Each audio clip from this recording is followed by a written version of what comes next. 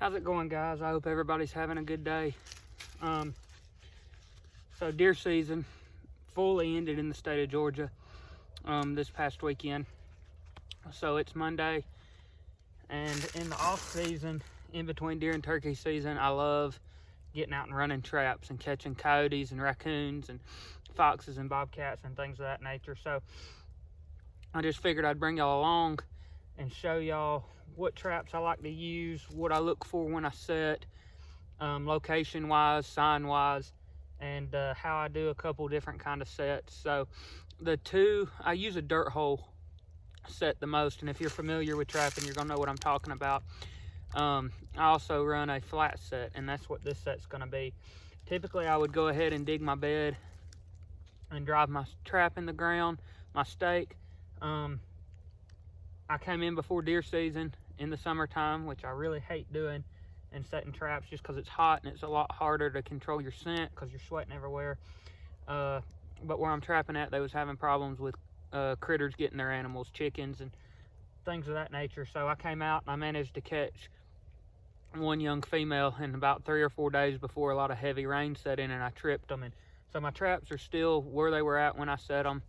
And coyotes are not too much like other animals, like deer. You know, they'll have a summer range and a winter range, but coyotes, if you find good sign in the summer, the sign will still be there in the winter. And I set places they want to be. So like, I'll show y'all here in a minute, but back this way is all hardwoods, and up this way is all thick pine. It's nothing but about 10-12 foot pine trees and just thick nasty stuff, and there's going to be a lot of rodents and animals in there, and these coyotes are running this edge right in between the hardwoods and these pines. When I set, I really like to set on ATV trails, hiking trails, you know, anything that can narrow down where they might be traveling at, because they're like a deer. They're going to take the path of least resistance through an area.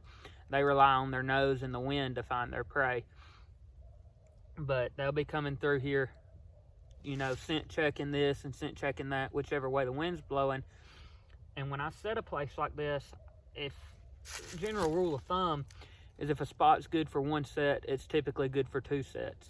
So I'll make a flat set right here on this side of the pine thicket side. And so if they come up this way and the wind's blowing this way, they're gonna smell it. And I want them to be, you know, I want them to pretty much be right on top of my trap when they find it.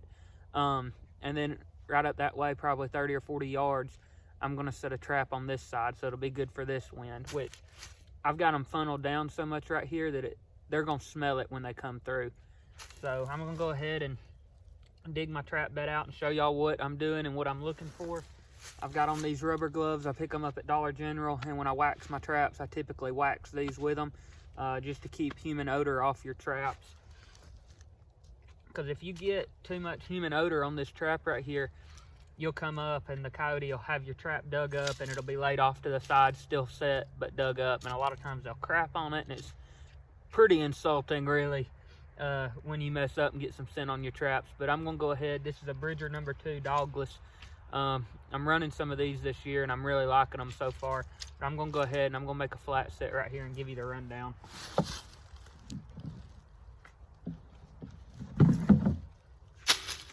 So the first thing I'm gonna want to do is dig out my trap bed. I've got my sifter right here that'll keep anything too big from getting on the actual trap itself and maybe blocking the jaws from closing all the way or anything like that. So I'm just gonna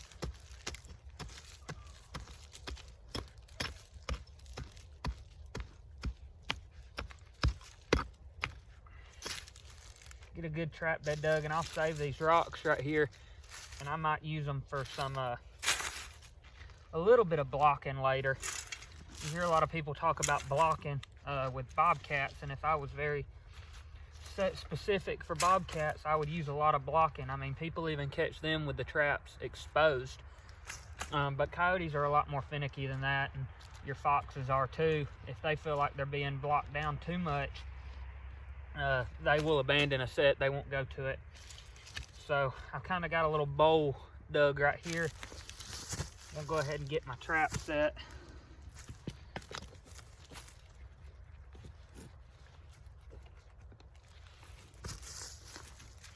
And these traps come night latched from the factory, so you should hear a click when I get my pan. So if this jaw's closed, you can see how that pan is sticking way up. And what I want, it clicked right there. And so now with this trap closed, that pan's almost perfectly level. And so what I'm gonna do is I'm just gonna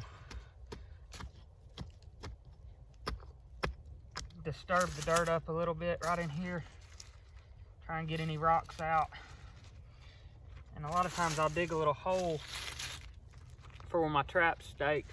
I got a chain going to a quick connect that goes to one of these wolf fang earth anchors, and how these drive down is I've got a driver that fits this little notch right here, and I'll drive it down and it'll go down just like this, and then when you set it, it turns sideways down on the ground. And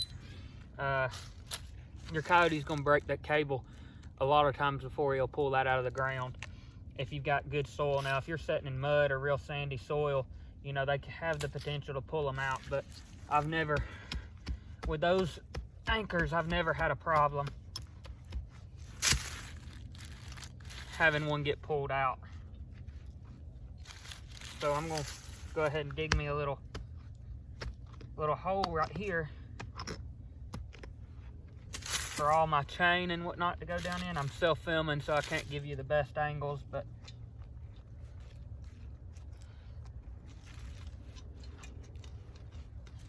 trying to do the best I can. And with these traps, I'm gonna pack in all around this thing, because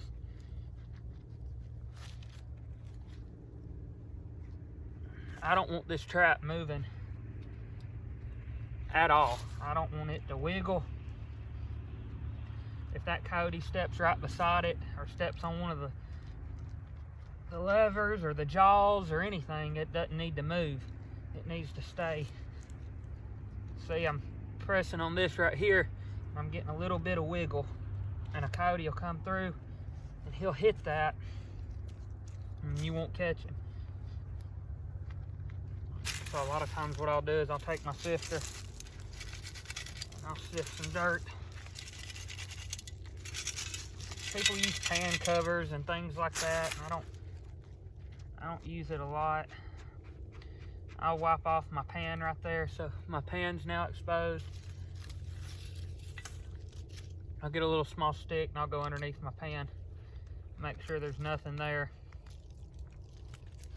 that'll keep it from closing, and then I'll really pack it down. Make sure that thing doesn't move, and right now it's bedded rock solid. So what I'm gonna do is I'm just gonna get some more dirt from around, get it in my sifter.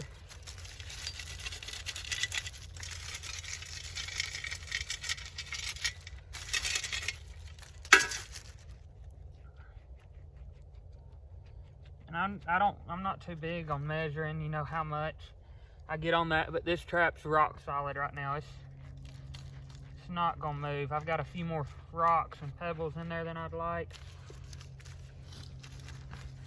So I'm just gonna scrape this up right here. Give it a nice little once over. Now what I will do is I will uncover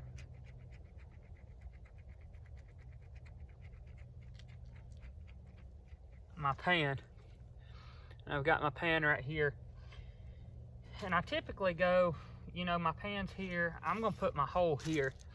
You wanna offset left or right for that foot. But a lot of times I'll take this driver right here, and this is not a dirt hole set, it's gonna be a flat set. So I'm gonna make me a little bitty hole there.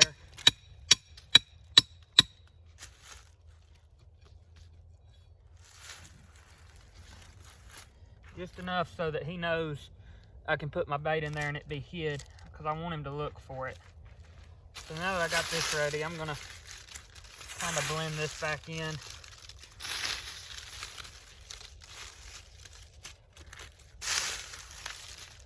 With a flat set, you don't want it as noticeable that something's been there. And then before I bait, I'll always take my gloves off.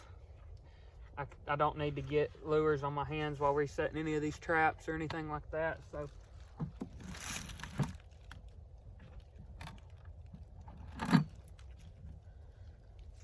that's gonna be my lure. It's Dunlap's lures. It's called Hellfire. It's a smear lure made from skunk essence.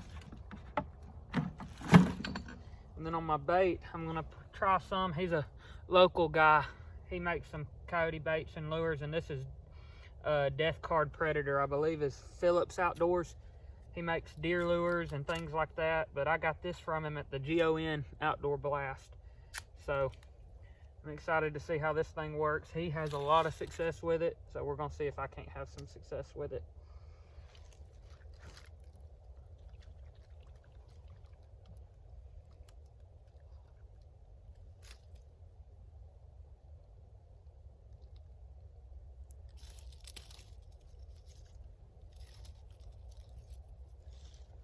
Just a little bit goes a long way with this stuff.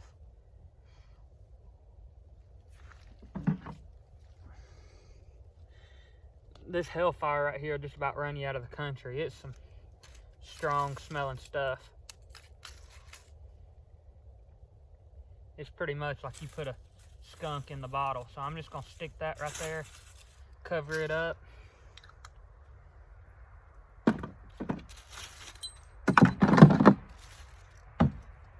And that's a flat set, and we're ready to go on this one, ready to rock and roll. It's gonna catch one soon.